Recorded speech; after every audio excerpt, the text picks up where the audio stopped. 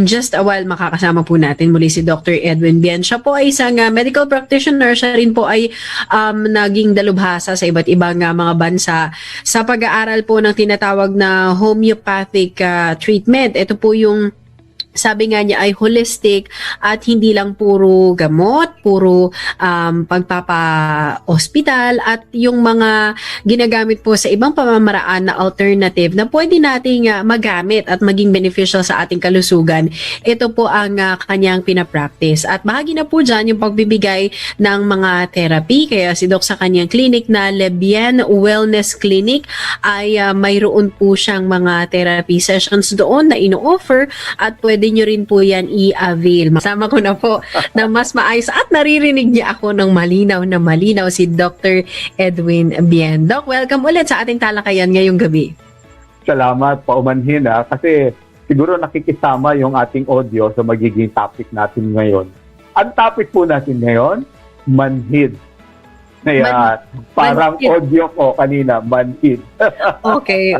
Alam mo Doc, very very timely, very interesting kasi maraming klase ng manhid o pagkamanhid ayan, ang nararanasan ng mga tao. Pero meron ka bang pinipiling particular part of the body or condition ng pagkamanhid ngayong episode natin, Doc?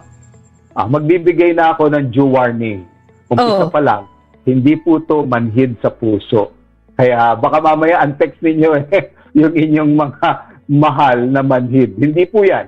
Ang pag-usapan natin manhid sa talampakan at saka sa palad. Marami ang mga lumalapit sa akin. Laging ganito ang complaint nila. Dok, bakit paggising ko sa umaga, pag tapak ko sa sahig, galing sa kama, akala ko nakasuot ako ng makapal na medyas.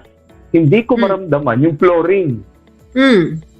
Minsan naman kapag ako po may kukuning baso, ang pakiramdam ko para ako nakasuot ng guwantes. Akala mo nandito ako sa mayroong malamig na bansa kasi hindi ko maramdaman yung hawak kong baso. So, nangyayari yan. Manhid sa talampakan, manhid sa kamay.